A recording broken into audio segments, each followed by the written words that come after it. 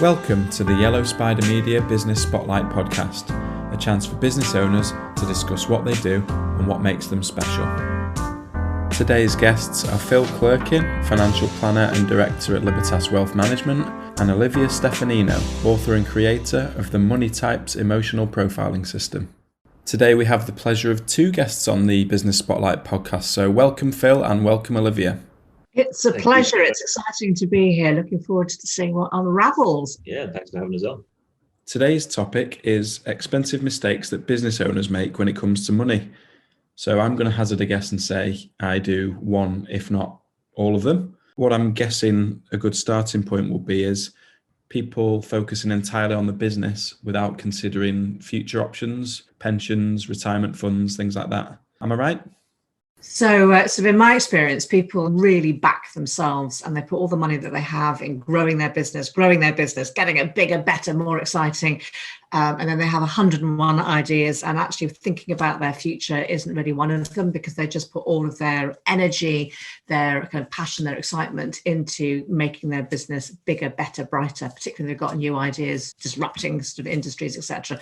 But they don't tend to take care of themselves, and they don't tend to plan for their own future. So all the money goes into the business, but actually it's quite a risky thing to do. And I think Phil's probably going to agree with me on that.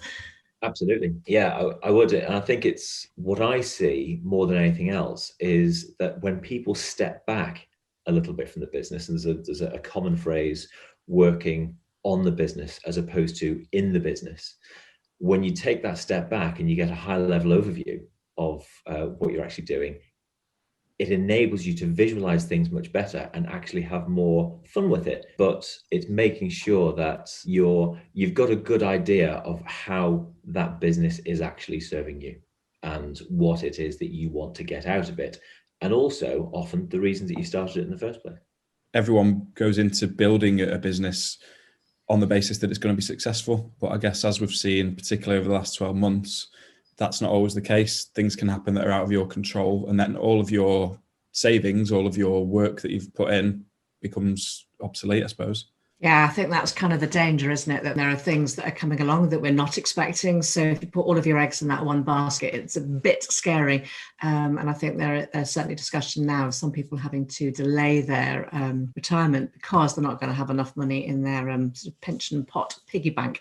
So I think all we can do from that is to learn from those mistakes and see what it is that we can be doing differently. You know, I think being able to identify different, even personality traits, different ways of doing things, different approaches to business, different approaches to even the market that you're in, all of those things really have to be taken into account. And having a good eye on how you would approach things and how you would approach things more effectively is a fantastic way to get ahead and get the best out of the business that you're running. Because when, you know, one person runs a business in one way, can be very successful. Somebody else can run a business in a completely different way. It can be equally as successful. So it's just really making sure that you are playing to your strengths and also being very, very aware of things that you need to watch that can have you trip up. We've just touched on the different personality types there, which Olivia is going to talk about in a little bit more detail later in terms of her money types. But Phil, before we do, I just wanted to ask you in terms of practicalities and investment strategies, how do you spread the risk? Well, you're luring me into the boring stuff there. And I could honestly talk for days about investment strategies. Then we don't have that much time. But, you know, I suppose looking at what is an investment to start off with. Well, we have a lot of focus on time. So our strapline is investing time for what matters. So it's making sure that you're putting your efforts into the right areas to get out of it what it is that you want to get out of it. So you asked specifically about investments. You know, anything that you know, generally you're looking to produce comes from, you know, an asset. When we're looking at from a personal financial situation, we look at assets being business assets, being property, whether that's rented as an investment or it's your home. Not forgetting yourself as an asset, because the business owner is a huge income generating asset, and probably one of the most important things that needs to be, that keeps the wheels turning. So there are all sorts of different types of assets, but also investments within that. So yes, we can structure a portfolio of all types of investments to generate a return. But again, it's keeping a clear focus on what that return does.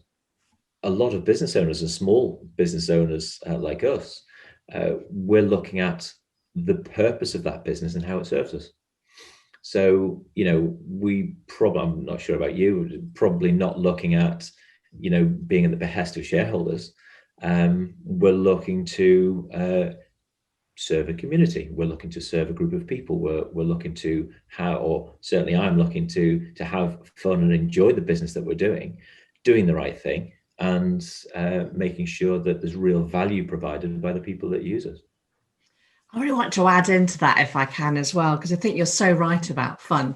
And if business isn't fun, I don't want to play. And I think it's really easy to make everything so serious and such hard work. And yet I do wonder from a mindset point of view, whether knowing that you've got some kind of financial plan for your future is in place, whether that allows you to be more focused in the now, more focused on your business, because at some deep level that you've actually taken the right steps for you and your family in the future, so you don't have to think about it once you've got it set up. And I know personally that once I started to make that shift from being in my business, really focusing on what I was doing, but kind of being really anxious about money the whole time, once I got to that place of thinking, let's kind of be a bit more grown up about this, and let's start making some plans for the future, actually I started to feel quite relieved. And I didn't realize that I'd been having this kind of little seed of anxiety sort of within me. But once I'd known that I'd taken care of it, then I was actually freer to focus on what was really important to me, which for me is my business, because I get to love what I do. Well, that's it, isn't it?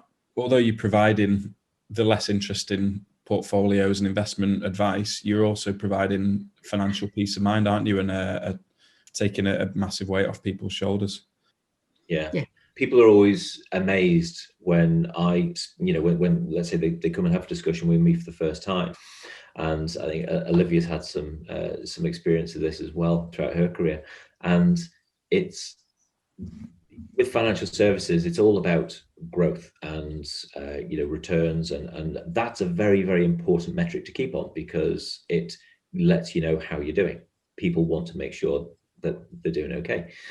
Now, when we're looking at, again, what that means, people are constantly amazed about the fact that I keep on telling them to use their money, to spend their money sometimes. There was a situation last year where there was a client told me that he'd always wanted to buy a Porsche, but he knew it was something that he kind of put to the back of his mind because he didn't feel like he should. Well, actually with that, there are all sorts of fun ways to say, well, actually, let's play with that scenario, have a look at it. Can you achieve it? And what's the impact to everything else? So if you look at it from a financial point of view, there you go. There are the facts and figures. There's the analysis on it. Does that affect your other priorities? No. Go and do it. You give people permission to have fun, don't you? Which I think is a really important thing, because often we kind of get told that you got to keep saving it and saving it and saving it. Now, I remember my grandparents used to love going through the obituary columns and seeing who died and how much they'd left. But I think we've moved on from that now. And surely it's about having a life well lived as opposed to just leaving a lot. I think you have an expression, don't you, Phil, about shrouds don't have pockets. And you can't take it with you. So how are you going to make the most of your life? And it's actually about giving permission. And I think one of the great questions I love asking people is, so how could we? How could you have that Porsche? How could we make that happen? Whereas we're always working out, 99 reasons why we can't do something or why we shouldn't do something. But I think what you are is somebody with a magician's wand that actually enables people to have the thing that they're after and to have the life that they're after. And I think that's really important. It never seems to come out enough in the whole financial services world, does it? It's always too grown up. But hey, bring that magic wand out and let's have some fun with it. Yeah. I love that. And did he buy the Porsche out of interest? I don't know. I need to catch up with him and wrap him over the knuckles if he hasn't.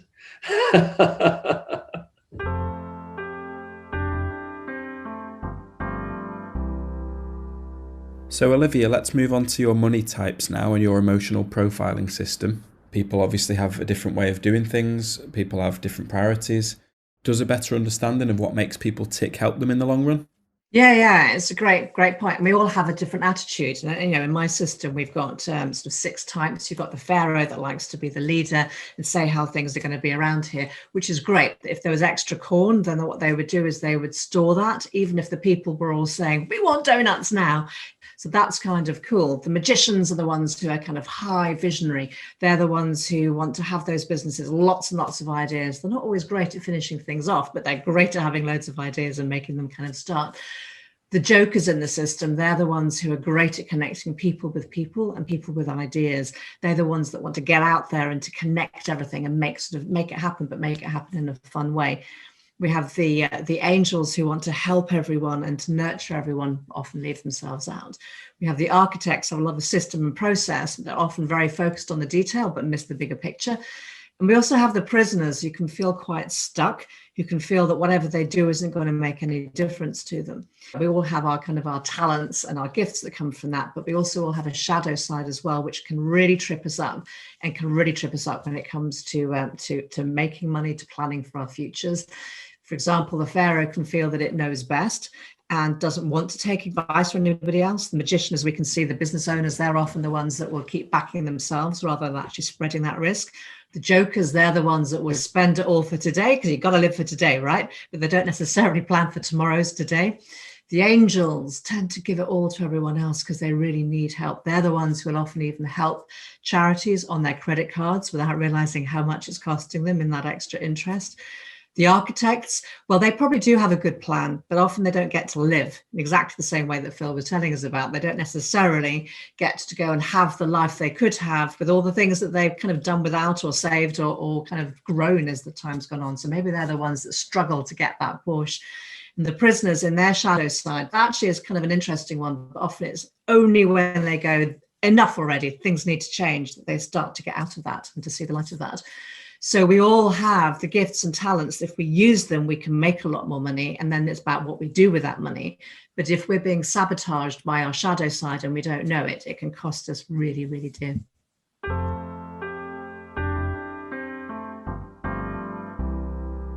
Your 2 services are now working side by side, complementing each other. How did that come about? It was actually my brother Ray who had a chance conversation with Olivia. And it just seemed that we've been trying to produce something on how to improve our client experience. What I said before, I can show the very, very practical steps on how to achieve something from a financial point of view. And Olivia brings a complete other skill set and enhances the offering at the end of the day. I knew when we put this together, there would be some people that got it, but what we needed was a really good practice out there that does what it says it's going to do on the tin, gives a great service to its clients, but actually sees the need for that emotional discussion, that it's about more than the money. In fact, the money is actually only the kind of the means to get to the life that you want, rather than it being about the money. And I knew if I waited, the right people would come along. So I was so delighted to meet Ray and then to meet the rest of the team. I think we're going to do some amazing stuff together.